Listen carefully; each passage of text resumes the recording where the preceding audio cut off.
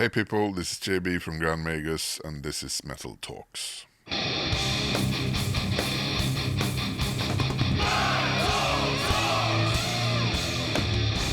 Metal Talks. Sunraven is a concept album, and it's based on the Beowulf poem and myth, whatever you want to call it. I mean, it was a poem written a long time ago, and it was something that I came in contact with very early on as a child. We had these books about myths and legends, and that I read. It was, like the Odyssey and some Viking stuff. Thor visiting the giants to get his hammer back and stuff like that. But also the Beowulf thing, the Beowulf fighting Grendel, the monster, and it had illustrations that really put their hooks in me as a child. And also we read it in school, and so I've been carrying it with me for a long time, and now felt like the right time to really, instead of just putting small pieces of it in previous albums, to make it more of a whole piece. Sunraven is recorded in the same studio as Wolf God, in the same way as Wolf God, with the same people as with Wolf God, meaning that we record all the basic tracks together live, standing in the same room with the drummer, having our cabs in separate, soundproof rooms.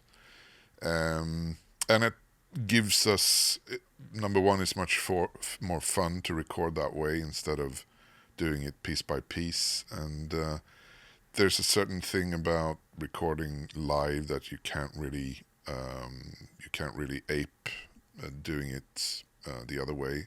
So we don't use a click track or anything like that. And so I think the sound of the albums, it's always different. You're in a different frame of mind when you mix an album. Sometimes the mix is done by someone who haven't even heard the music before, and also, the songs are different. So every album's different. I think personally, Sunraven reminds me more of certain aspects of the Iron Will album, and also maybe of the Triumph and Power album. So yeah, but all albums, they're different. You're a different person when you record them, and the circumstances are always a bit different, even if it's in the same studio. So he's Staffan, who engineered and also co-produced and co-mixed and co-mastered the album. Is a very musical guy, and he's got a lot of experience. He's worked with a lot of different types of music for a long, long time. He knows the studio extremely well, and we just understand each other. He knows what we're after, and he knows how to get what we're after, and so it's a very good collaboration, I think. And also, I think we're very efficient together. We don't spend a lot of time bickering about things, or spending too much time trying different things, because for me that sometimes is, it doesn't help with the creativity and the energy. I wanna be as quick as possible without being, sloppy about it. So, and he agrees with this. So it's like much made in heaven. Yeah, but it works really well. But all albums are different, and we've had great collaborations in the past as well. So we did a lot of albums together with Nico Elstrand, who used to be in Entombed and then Entombed AD. And we had a great working relationship too. Maybe a bit more stormy, perhaps, but the end results were always good. So the last two albums, we went back to the way we recorded the very first album we did in 2000, which is that we record drums, bass, and guitar together, and so that gives it a more, I would say, a groovier feel, a more like a natural groove that you can't really replace doing it the other way around. In the past, we've used click tracks and stuff like that, but for the last two albums and the first album, we didn't. And it's a lot more fun to record that way because it's playing live, which is what we do. And for us, that works really well. This also means that you have to finish writing the songs before you record them, so you can't go into the studio and start to record without knowing exactly where the song is going.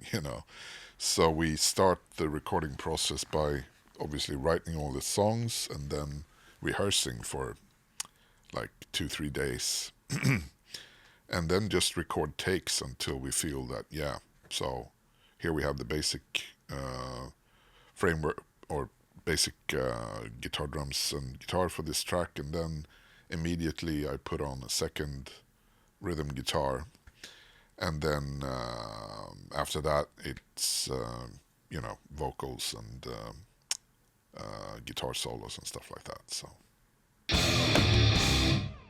yeah, I mean, every band does things a bit differently, and like I said, we've done it differently in the past, and maybe we will do it differently again. But this is certainly extremely old school way of recording, and I think it fits us as a band as well. We don't really, I mean, for some types of metal music, it really makes sense to make it as precise as you possibly can on an album. But we're much more based in like the Black Sabbath, old school thing than maybe the more modern types of metal. Yeah, so we started working on the album in like January 23, and we decided to take the whole year to write and record the album. So, but that meant that we had to go into the studio in like October, November. So for me, it's good to have like a deadline because it, it's it spurs me on to get going. Otherwise, I would just goof off and do something else, probably. And so the way it works is that I usually bring in like riffs that I do at home mostly, and then we get together and jam as a band, Ludwig, Fox, and I. And I just record it on the iPhone. Just put it somewhere in the rehearsal room, and then we have like sketches of songs that I piece together. And so sometimes a song is like written almost as fast as it takes to play it. And sometimes the gestation period is longer. So yeah, it's different. Yeah, so the album artwork is done by Anthony Roberts, and he's done our album covers ever since Triumph and Power. So it's 4 albums now, if I'm correct, yeah. And I just love his style, and I think his style really fits the band. And so I spotted his artwork, yeah, I guess around 2013 or something, maybe earlier. And I just felt that, hey, this is the guy to do our next album, and that was Triumph and Power. And yeah, he we communicate. I have a few like rough ideas of what it's about, but usually I think uh, the title of the album is usually the biggest thing, the biggest guide for him, and so I'm extremely happy with the way Sunraven turned out because it projects exactly the feeling that I uh, wanted to project, and I think it really fits. The title of the album and the overall emotional feel of it. So yeah. Yeah, we've been around for a long time, longer than I thought we would be, and so I think one of the key secrets to that is that we're a three-piece. That means that you can't really have too much underlying conflicts, because if you have a conflict, you notice it immediately and you have to solve it. If you're four people, you can have two that have one opinion and two that have another opinion, But so it's good to be an odd number, I think, and being three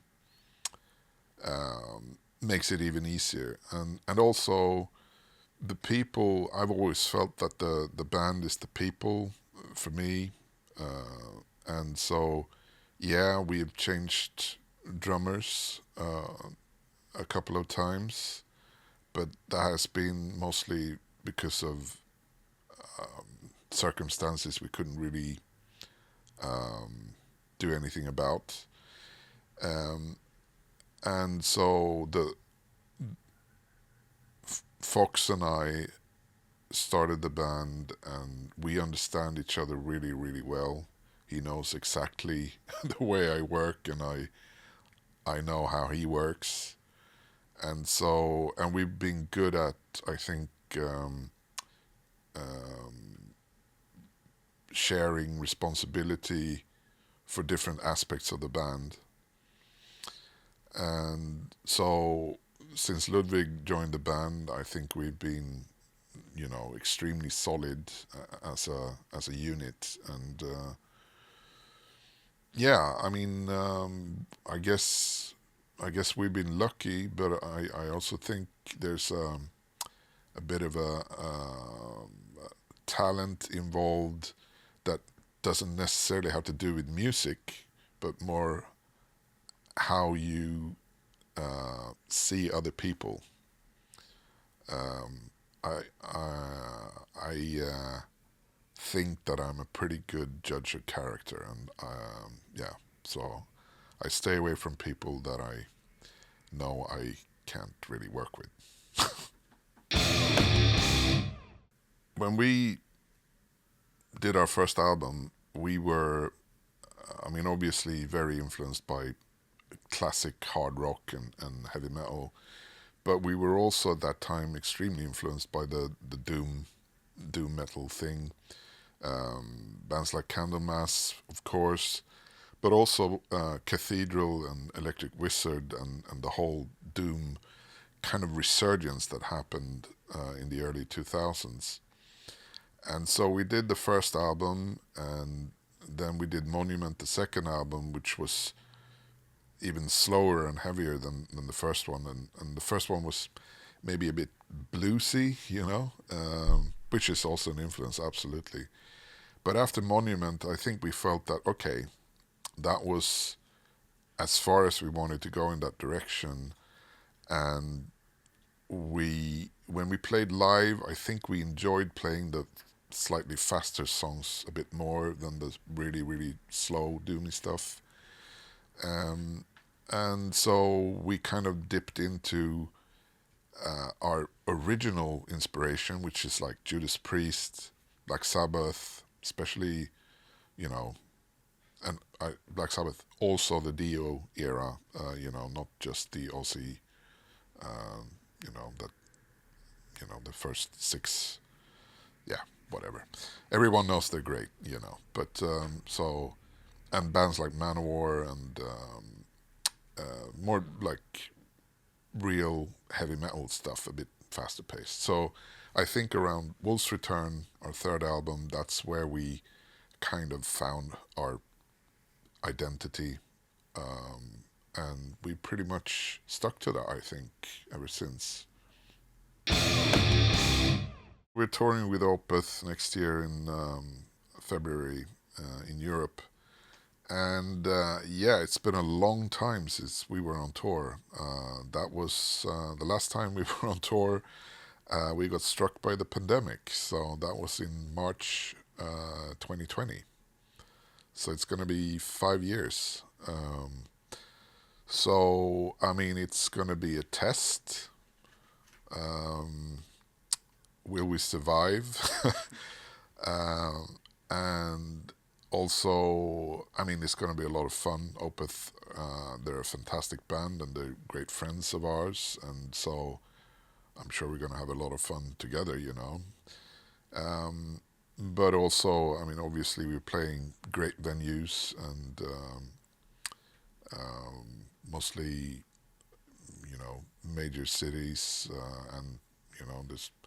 I think a lot of the shows are already sold out, which means that you know it's going to be really cool, and it's also really cool that we're the only support band. So it's going to be us and then Opeth. So yeah, I'm looking forward to it. We've been really lucky over the years that we've had the honor to support some classic bands like Motorhead and Accept, and it's mind blowing, really. I grew up with those bands, as a kid, in my basement in my parents' house, listening to Stone Dead Forever ever with Motorhead, and then one day you're on the same stage as them. We did a whole German leg of a European tour with Motorhead and Doro. Yeah, what can I say? I mean, those memories, I'll carry them with me for the rest of my life, and also with Accept, a huge influence on Grand Magus, and I mean, one of my absolutely favorite heavy metal bands. I guess Accept and Judas Priest. If you take like Restless and Wild, and for me, like Defenders of the Faith with Judas Priest, if you're gonna tell another type of extraterrestrial civilization what is heavy metal, those are pretty much the two albums I would, send in a satellites to them. Maybe a Manowar album too. Yeah, yeah, maybe. I have two brothers who are a lot older than I am, and so they were, I guess, yeah, they were teenagers when I was born, so they were listening to hard rock. Um, so I heard stuff like Alice Cooper and Deep Purple and Uriah Heep when I was tiny, and somehow it just hit something here and here, and so when I got into my own teens, that's when I discovered ACDC, Accept, Judas Priest, Venom, and things like this. And there was just something about that music that gave me a sense of, you know, power and strength and joy, even when things could be a bit depressing otherwise, And so for me, heavy metal music, it gives you, yeah, it gives me a lot of joy, really. That I think that's the best word to use. And so that's also what we try to project with our music, that sense of, yeah, I'm gonna get through this, and I'm gonna um, I'm gonna feel good. So yeah, I think as a child you're really, really open to influences, and some kids really latch on to music. Some kids latch on to imagery, and you know, and I guess music for me was a big thing. I don't know why, but it just happened that way. For me, how callous it might sound, the pandemic wasn't really bad timing for me personally. I mean, it was obviously really bad timing because we were on tour when it happened. But for me, it was nice to have a break, really, creatively more than anything else. So, because we've been really regular with writing albums and playing live, and writing albums and playing live.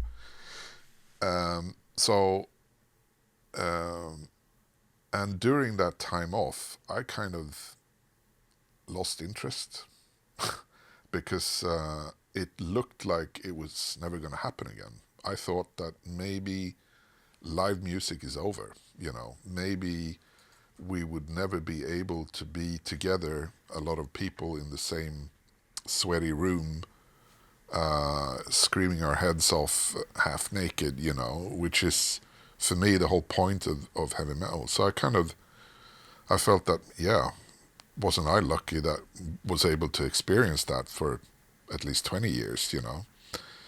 But then when things came back again, my passion and inspiration came back as well. So I think the main driving force for me is there has to be someone out there receiving what I try to do creatively.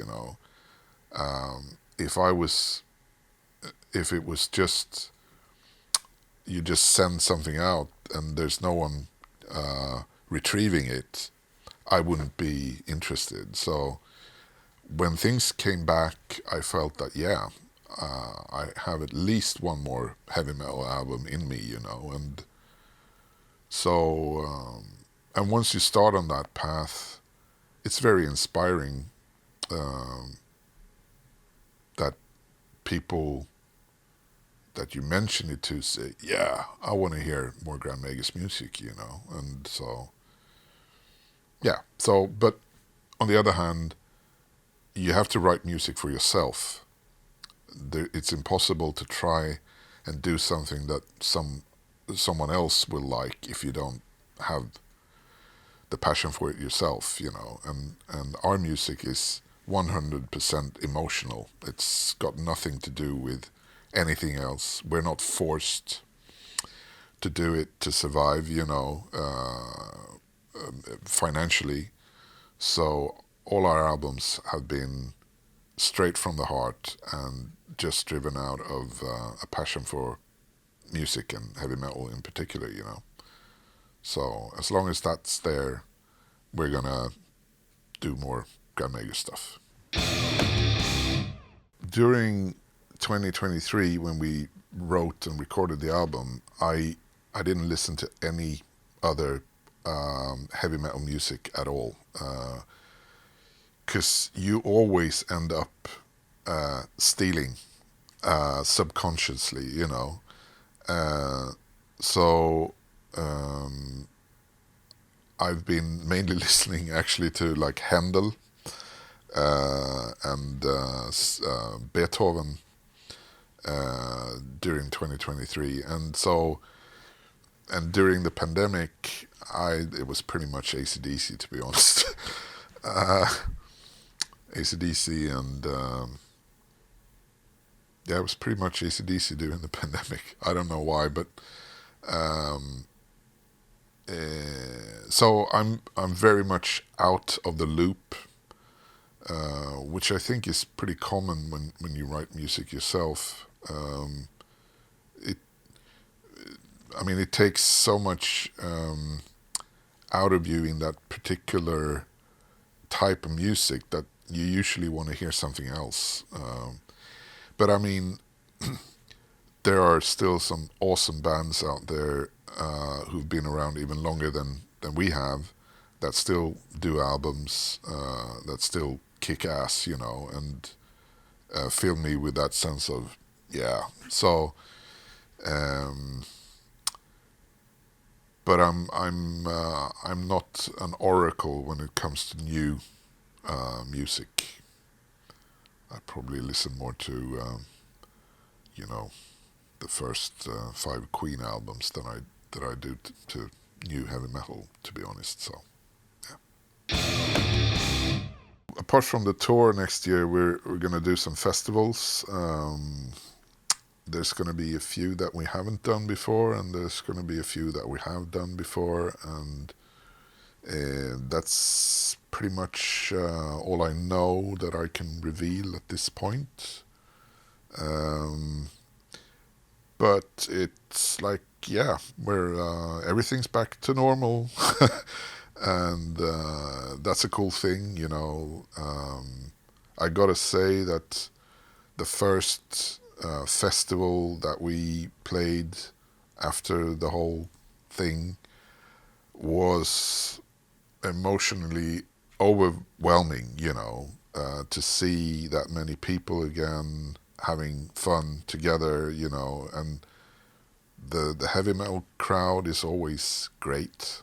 It's always a good vibe surrounding it, and yeah, I'd missed that. I realized that when I stood on stage again. So it's really nice that it's back again, and it's going to be a lot of fun to both play indoors and next summer to stand in the sweaty sun and, yeah, churn out some molten metal. This is JB again, saying thanks for watching Metal Talks, and if you like heavy metal, you should check out our album Sunraven, because it's a heavy metal album, a good one with a lot of heart and soul in it, and hope to see you next year when we return to the live stage together with the mighty Opeth, and also festivals during the summer. Stay heavy.